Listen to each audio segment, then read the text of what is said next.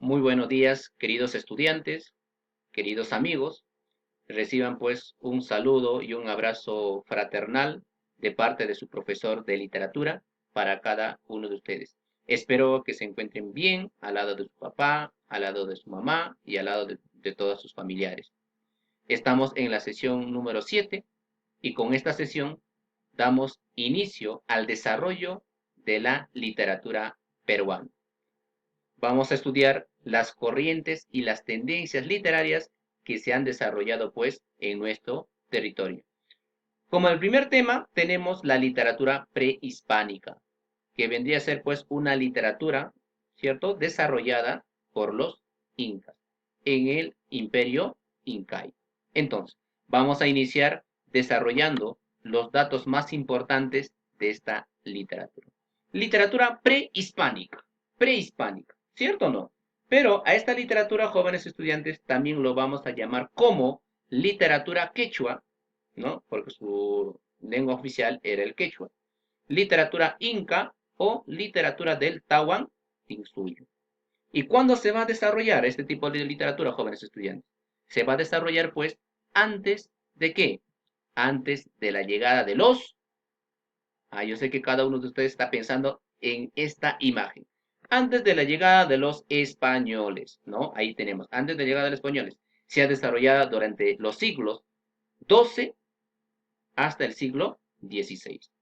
La literatura inca, queridos estudiantes, ha ocupado pues los territorios del Tahuantinsuyo, ¿no? Tahuantinsuyo, que equivale a decir cuatro suyos. Entonces, este territorio, mis queridos amigos, era ocupado por los incas, ¿no? Que estaba dividida pues en cuatro suyos, dentro de las cuales por el norte estaba el Antisuyo, por el sur el Contisuyo, por el este el Collasuyo y por el oeste el Chinchasuyo.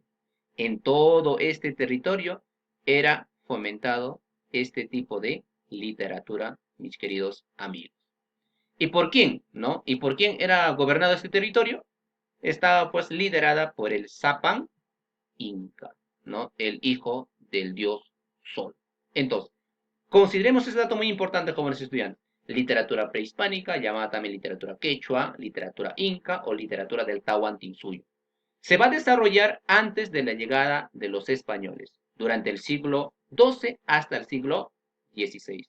Ocupó los territorios del imperio incaico, que estaban divididas pues en cuatro suyos, que eran gobernados por el Zapan Inca o el hijo del dios Sol. Entonces, con este panorama damos inicio a nuestra clase de hoy día, jóvenes estudiantes. A continuación, vamos a iniciar viendo las características más importantes de esta literatura. Como uno tenemos, fue una literatura ágrafa. ¿Por qué se dice que fue una literatura ágrafa? Porque no presentaba escritura. Entonces, pero si no presentaba escritura, ¿cómo se difundía? ¿No? Se difundía de manera oral, de generación en generación. Entonces, esa vendría a ser la primera característica. Como segunda característica tenemos, fue anónima. ¿Por qué fue anónima? Porque no presentaba un autor conocido, ¿no? Ahí está la incógnita. No tenía autor conocido. Las obras, las manifestaciones, los mitos, las leyendas, no tenían pues un autor conocido. Fue una literatura agrarista y colectiva, porque todo el quehacer literario estaba pues estrechamente relacionada con la ganadería y la agricultura. Vista todo ello de una manera colectiva. Muy bien, ahí tenemos la agricultura. De la misma manera, fue funcionalista. ¿Por qué? Porque todos los mitos, toda la creación literaria, ¿no? De alguna manera, pues, servía para enseñar y moralizar a los habitantes del imperio incaico. Moralizar. Tenemos lo siguiente.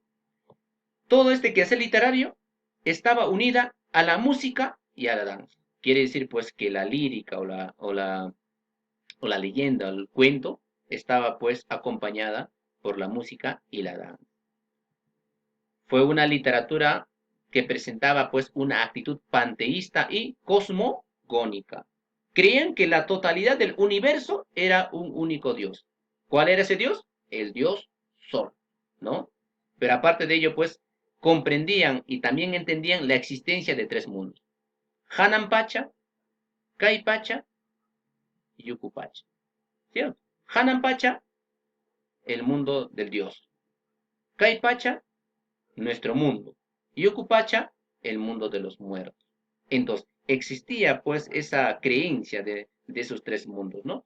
Aparte de ello, pues el Hanan Pacha pues, estaba representado por un animal simbólico, ¿no? Por un animal divino. En este caso vendría a ser el cóndor. Caipacha estaba representada pues por el puma y Ucupacha estaba pues representada por la serpiente. Entonces, veamos esa cosmovisión andina, jóvenes estudiantes, que creo que hasta en la actualidad se mantiene viva. Estas vendrían a ser pues las características importantes. Aparte de ello, tenemos otra característica también que es importante de conceptualizar. Fue una literatura clasista. ¿A qué se debe, pues, que fue una literatura clasista? Que el quehacer literario estaba, pues, dividida en clases sociales. Existían dos tipos de literatura en el Imperio Incaico, mis queridos alumnos. La primera vendría a ser, pues, una literatura cortesana u oficial, ¿no? Que era, pues, difundida, ¿no? Que era, pues, desarrollada por los amautas. ¿Y quiénes eran los amautas? Eran pues considerados los maestros del imperio incaico. ¿Y cuáles eran sus características más importantes de los amautas? La primera, que eran filósofos, ¿no? Aconsejaban al Inca y también eran historiadores. De la misma manera, pues cultivaron la poesía épica y el teatro, ¿no? O sea, en este caso, pues el género épico y el género dramático. Eran poetas, pues, o funcionarios incorporados a la corte. Eran, pues, personas exclusivamente, ¿no? Que servían a la corte. Eran aquellos encargados, pues, de componer los himnos de invocación. Sabemos, pues, que los incas, antes de entrar a una batalla, empezaban, pues, a cantar y a tocar sus himnos. ¿Y por quiénes eran compuestos este tipo de himnos? Por los amau. Eran creadores del código moral. Recordemos, Amayuya, no seas mentiroso, Amajeya, no seas ocioso, Amayuya, ¿cierto? No seas mentiroso, y Ama Sipig, no matarás. Entonces, este código moral en que se basaba el imperio incaico eran pues creados por los Amau, ¿no? Entonces, entendamos pues que no eran pues hombres común y corrientes, ¿no? Eran hombres muy cultos, ¿no? Aparte de ello tenemos pues lo siguiente, la literatura popular o íntima o sentimental. ¿Por quienes estaba pues difundida o elaborada o realizada? Por los jarawikus, que eran pues poetas del pueblo. Eran pues como una especie de aedo griego, ¿no? Que iban pues de pueblo en pueblo cantando pues o recitando sus poemas. ¿Y cuáles eran sus características más importantes? La primera, que cultivaron la poesía amorosa, la poesía sentimental. Y como segundo, creadores de la lírica, o sea, difundieron el género lírico. Ahí va la diferencia con los amautas, ¿no? Los amautas difundieron el género épico y el género dramático, mientras que los jaraubicos el género lírico, ¿no? Ahí está en la imagen. Bueno, dentro del imperio incaico o de la literatura prehispánica, mis queridos amigos, también se ha desarrollado pues los géneros literarios, dentro de las cuales tenemos al género épico.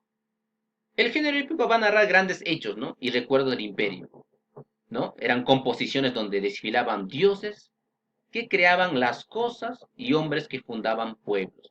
Dentro del género épico tenemos algunas manifestaciones que conocemos hasta en la actualidad, mis queridos amigos. Como primero tenemos la narrativa urbana. Dentro de ella vamos a encontrar el mito de Pacaritambo o el mito de los hermanos Ayar.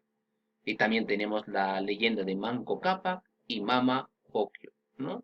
Que va a dar pues en una especie de leyenda el origen del imperio incaico. Tenemos la narrativa costeña. Dentro de ella vamos a encontrar el mito de Com, el mito de Vichana y el mito de Naila, ¿no? Perteneciente a la narrativa costeña, ¿cierto? Dentro de la narrativa o en la frontera, ¿no? Dentro de la narrativa costeña serrana, tenemos pues una que es también muy conocido por cada uno de nosotros, que vendría a ser pues dioses y hombres de Huarochirí. Mira, estamos observando aquellas manifestaciones que van a formar parte de este género literario, la épica. Como segundo, también, mis queridos amigos, dentro de la literatura prehispánica también se ha difundido el género lírico, ¿no? La poesía, ¿no? El canto íntimo. Entonces, dentro de ella también tenemos sus especies. Tenemos el jarawi, ¿no? Que hasta en la actualidad se escucha, pues, en los pueblitos más alejados de la ciudad, ¿no? En la corrida de toros o cuando alguien muere, ¿no? Que vendría a ser, pues, un canto doliente, una poesía lírica de amor y de ausencia. El jarawi. Tenemos el ayi, que es la exclamación de triunfo, de gloria, canto triunfal colectivo. Es como una oda quechua, ¿no? Y puede ser religioso, militar o agrícola también. Entonces, el ayi lo podemos comparar, pues, jóvenes estudiantes, como la oda europea, ¿no? El aymoray, que vendría a ser un canto en el que se pide buenas cosechas. El aymoray está relacionado con la agricultura. Entonces los dioses, los incas también pues recitaban una especie de poesía para que el dios sol les dé pues una excelente cosecha, como se estudia. El ayataki, aya vendría a ser muerto, taki canción, canción de los muertos podría ser. Entonces ahí tenemos canto fúnebre por la muerte de alguien o la pérdida de alguien, ¿no? Entonces el ayataki, jóvenes estudiantes, lo podemos comparar, por ejemplo, con la elegía europea, ¿no? Tiene una cierta similitud. Tenemos el ayamarana, que canto referido a los muertos, ¿cierto? Componían pues poesías pues en honor a sus difuntos también, mis queridos amigos. Tenemos el urpi, que era una canción dedicada al amor de una mujer, ¿no? Que hacía pues una alusión a una paloma, ¿no? Porque paloma en quechua vendría a ser urpi. Tenemos el yamaha, que vendría a ser pues una canción pastoril, una canción dedicada a los pastores. Y si hablamos una canción dedicada a los pastores, jóvenes estudiantes, el Yamaha lo podemos relacionar con la égloga europea. Tenemos el Cacharpari, que vendría a ser una canción de despedida. Ahí tenemos, pues, mis queridos amigos, las especies más importantes de este tipo de género, que vendría a ser el lírico. Pero también se ha desarrollado el género dramático, ¿no? Pero debido a la ausencia de la escritura a jóvenes estudiantes, ¿no? Solo algunas piezas teatrales se conservan oralmente. Estas formas teatrales que conocemos en la actualidad vendrían a ser de dos formas. Primero, el lanca, que es una representación de tono elevado acerca de los monarcas y líderes del imperio incaico. O sea, el lanca relacionado a la clase alta. Tenemos el aranguay, que es una representación en tono festivo sobre la vida cotidiana, la vida del pueblo, la clase baja, ¿verdad? Guarda relación de alguna manera, pues, mis queridos amigos, con la comedia europea. Entonces, recordemos, la literatura quechua, ¿no? Llamada también literatura inca, literatura prehispánica o literatura del Tahuantinsuyo. Se ha desarrollado, pues, antes de la llegada de los españoles, ¿cierto? Y el máximo líder de este imperio era pues el Zapán Inca. Hemos visto también sus características, fue una literatura ágrafa, fue una literatura oral, fue una literatura agrarista, fue una literatura cosmogónica, panteísta, ¿no? Todo ello.